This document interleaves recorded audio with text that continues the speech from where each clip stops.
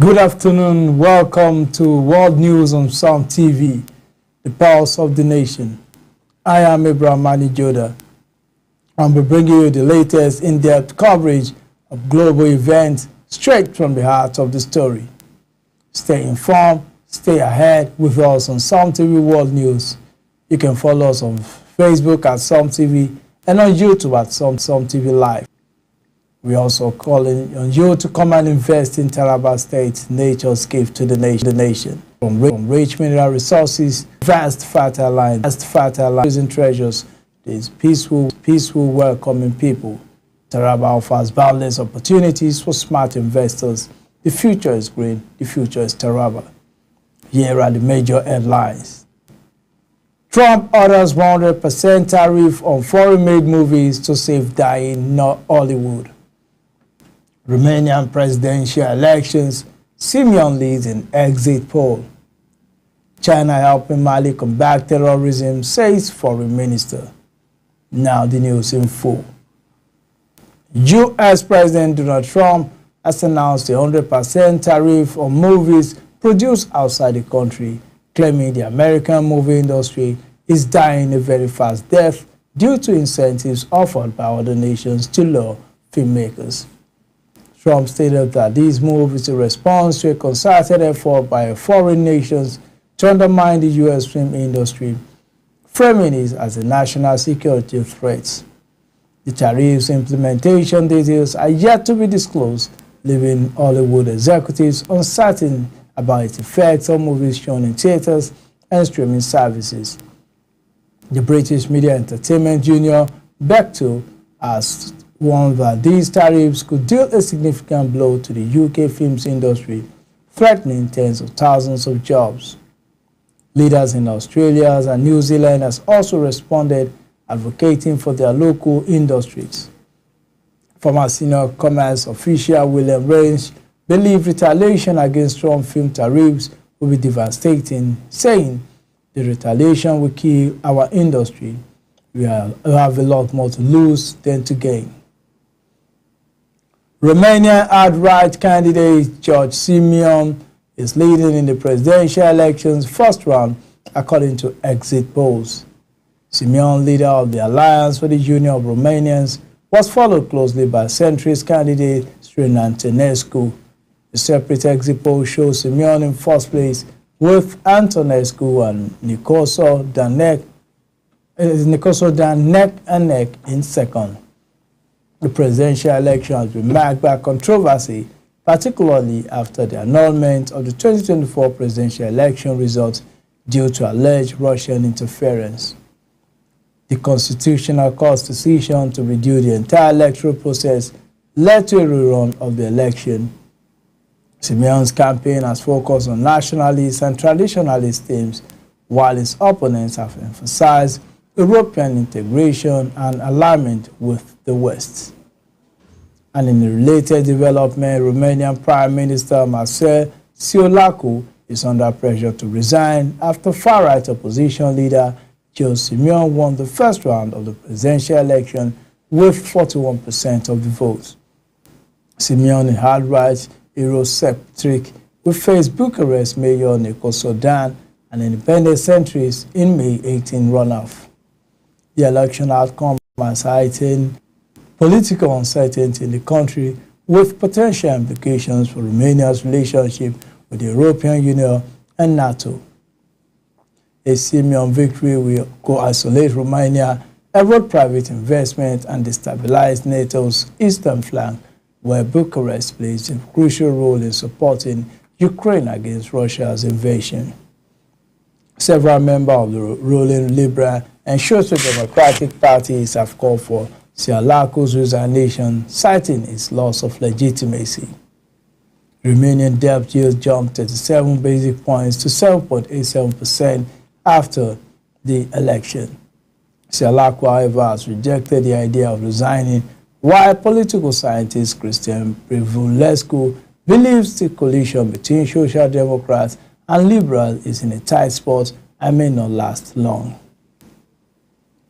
Mali's Foreign Minister Abdoulaye Diop credits China's military equipment for aiding the country's fight against terrorism. In an exclusive interview with Global South World, Diop stated that the partnership with China has enabled Mali to access crucial military equipment, contributing to their military successes on the ground. Mali has been battling Al-Qaeda and ISIS-affiliated groups for over a decade. Mali's military spending has increased to a quarter of the government's budget, allowing them to reopen access to the entire country. After French troops withdrew and the United Nations operation ended, Mali sought new allies, including China. Diop welcomed Chinese investment, hoping it will grow as security improves. However, some analysts question Mali's claim of gaining ground in conflict, citing continued attacks on troops and civilians. China has provided Mali with advanced military equipment, including WZ-551 wheeled infantry fighting vehicles and VP-11 MPRA to aid in the fight against insurgency. The Democratic Republic of Congo's Deputy Prime Minister Daniel Mukoko Samba believes Africa has the potential to feed the world, but first it needs to achieve self-sufficiency in food production. Mukoko Samba agrees with agribusiness titan George Forrest, who think Africa can feed the world by 2050. The DRC government has a plan to increase agricultural production through investment in infrastructure, seed production, and research into better farming practices. However, the journey wouldn't be easy, as the DRC currently struggles with low food yield, particularly for staple foods like rice and maize. Despite producing 4.1 million tons of cereals in 2024, the country would need to import 770,000 tons. Mukoko is confident that with the right approach, Africa can overcome these challenges and become a major player in global food production. The government aims to achieve self-sufficiency in staple crops within 10 years, and work has already begun. Experts suggest that transforming African agriculture requires a multi-level approach focusing on farmer-level transformation, market development, and cluster-level initiatives to boost production and exports. In a similar event, the Democratic Republic of Congo Economic Minister Daniel Mukoko Samba has revealed that the conflict in the eastern part of the country has resulted in a 5% loss of government revenues. Rebels from the M23 group, allegedly backed by neighbor Rwanda, have captured key areas, prompting Washington to broker peace between the two nations. Despite this, Mukoko Samba remains optimistic, stating that the economy remains strong, with inflation decreasing and growth on the rise. To revitalize the economy, Mukoko Samba hopes the central bank will lower interest rates, encourage a shift away from the US dollar, which currently dominates the banking system with 90 to 95% of deposits and credits. The government also aims to boost agriculture, investing in infrastructure, seed production, irrigation, and research to achieve self-sufficiency in staple crops like maize and rice within 10 years. However, this will require consistent growth with low inflation over the next 10 to 15 years. The country's vast agricultural potential remains largely untapped, with only around 1% of cultivable land currently being farmed. The Philippine Coast Guard has deployed a vessel and aircraft to challenge the Chinese research ship Tansuo 3 detected within the country's exclusive economic zone. The ship was spotted 92 nautical miles off the northern Ilocos coast, and its irregular movements were deemed inconsistent with freedom of navigation, indicating marine scientific research activities that violate the Philippines' sovereign rights. During the maritime law enforcement operation, the PCG observed a manned deep-sea submersive Shengyongsi or deep-sea warrior capable of diving to 4,500 meters and a rigid hull inflatable boat recovering an unidentified piece of equipment linked to marine research. The PCG prevented the vessel from continuing its unlawful activities, asserting that Chinese actions serve as clear evidence of conducting illegal marine scientific research within the Philippines EEZ without legal authority. Ukraine's Western allies are discussing the possibility of supplying additional Patriot air defense systems to Kiev, with the aim of reaching an agreement before a NATO summit at the end of June. The U.S. and Greece are among the potential suppliers of these systems. Ukraine is increasingly desperate to acquire more Patriots, with President Volodymyr Zelensky expressing readiness to buy 10 U.S.-made air defense systems fighter for shooting down Russian ballistic missiles. Ukraine currently has 7 fully operational Patriot systems, according to Ukraine Defense Express military analysts. The U.S. is reportedly planning to send the Patriot system based in Israel to Ukraine after refurbishment, while allies are discussing the logistics of Germany or Greece providing another system. Zelensky has discussed air defense system with U.S. President Donald Trump, describing their meeting as the best they ever had. A 5.9 magnitude earthquake struck in the sea off Taiwan's east coast on Monday, briefly shaking buildings in the capital, Taipei. According to the Island Weather Administration, the quake's epicenter was approximately 30 kilometers offshore with a depth of 6.6 kilometers. There are no immediate reports of damage from the earthquake. Taiwan is prone to earthquake due to its location near the junction of 2 tectonic plates. This recent quake brings back memories of devastating earthquakes in 2016 and 1999 that claimed over 100 and 2,000 lives, respectively. Authorities are assessing the situation for any potential damage. The Kremlin has expressed concerns over Germany's recent decision to classify the Alternative for Germany party as an extremist entity. This move made by Germany's domestic intelligence agency enables better monitoring of the party, which secured second place in the February federal election. Kremlin spokesman Dmitry Peskov stated that the European political landscape is increasingly restrictive against non-mainstream forces, imposing measures on parties and individuals whose views diverge from the dominant narrative. Peskov emphasized that the decision is an internal affair of Germany and that Russia has no intention to interfere. The AfD's classification as an extreme entity has sparked debate, with the party potentially facing increased surveillance, including phone tapping. Despite the criticism, the Kremlin maintains its stance of non-interference in Germany's domestic issues. The Philippine Coast Guard has accused the Chinese research ship Tianzhong 3 of conducting illegal marine scientific research activity within the country's exclusive economic zone. The PCG launched a maritime law enforcement operation to challenge the vessel's presence and prevent it from continuing unlawful. The Chinese embassy in Manila did not immediately respond to requests for comment.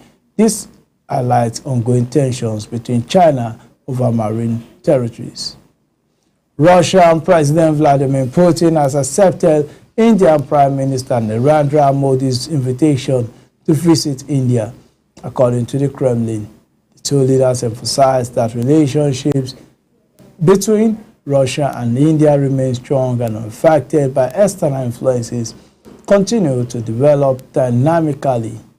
The development comes after Putin and Modi's meeting on the sidelines of the BRICS 2024 summit in Kazan, Russia, where they shook hands during a welcoming ceremony before an informal dinner. During their call, Putin and Modi highlighted the resilience of their country's relationship, which has been growing steadily. The visit is expected to further strengthen bilateral ties between Russia and India, focusing on diplomatic and economic cooperation. As both nations navigate the complex global landscape, their partnership remains crucial in shaping regional and international policies. Major airlines, including Air France and Lufthansa, avoided Pakistani airspace due to heightened tension between India and Pakistan following a deadly attack in Kashmir last month. Lufthansa Group's airlines have announced that they will avoid Pakistani airspace until further notice, resulting in longer flight times on some routes to Asia. Other airlines such as British Airways, Swiss International Airlines, and Emirates has also been tracking north towards Delhi to avoid Pakistani airspace after crossing the Arabian Sea. The decision to avoid Pakistani airspace will not only increase travel time and fuel costs for airlines, but also impact Pakistan's economy. The country will lose out on overflight fees, which can range from hundreds of dollars per flight, depending on the aircraft weight and distance covered. Air France has confirmed that it will alter its flight schedule and plans for destinations like Delhi, Bangkok, and Ho Chi Minh City, resulting in longer travel times. Lufthansa flight LH760 from Frankfurt to New Delhi already took nearly an hour longer on Sunday due to the rerouting. Iran's Foreign Minister Abbas Araghchi has arrived in Islamabad for a one-day visit to meet up Pakistani leaders amid rising tensions between India and Pakistan. The visit comes after a deadly attack on tourists in disputed Kashmir last month, which India accuses Pakistan of being involved in. While Pakistan denies any involvement, Pakistan's Foreign Office has not explicitly stated that the standoff will be discussed. But Iranian Ambassador Reza Amir Moghadam said that the ways to reduce tension in the subcontinent will be among the issues pursued during Araghchi's meeting. Araghchi is expected to visit Delhi later this week, and the two sides will also exchange views on regional and global developments. Pakistan has been in touch with several capitals regarding the situation, including a recent telephone call between Foreign Minister Ishaq Dar and Russia counterpart Sergei Lavrov. Lavrov expressed concern over the situation and stressed the importance of diplomacy to resolve issues, urging restraint on both sides to avoid escalation. That's all for World News. Before we go, here's a recap of the major stories. Trump orders 100% tariff on foreign-made goods to safeguard Hollywood. Romanian presidential election, Simeon leads in exit poll. China helping Mali combat terrorism, says foreign minister. Thanks for watching SOMTV's World News. Join us again for more in-depth coverage of global events. You can follow us on Facebook at SOMTV and on YouTube at SOMTV Live for the latest news and updates, and I'll see you on the next broadcast. But before then, come and invest in Taraba State, nature's gift to the nation, from rich mineral resources to vast fertile land, untapped tourism treasures to a peaceful, welcoming people. Taraba offers boundless opportunity for smart investors. The future is green, the future is Taraba. My name is Abraham Manajoda. Have a wonderful day.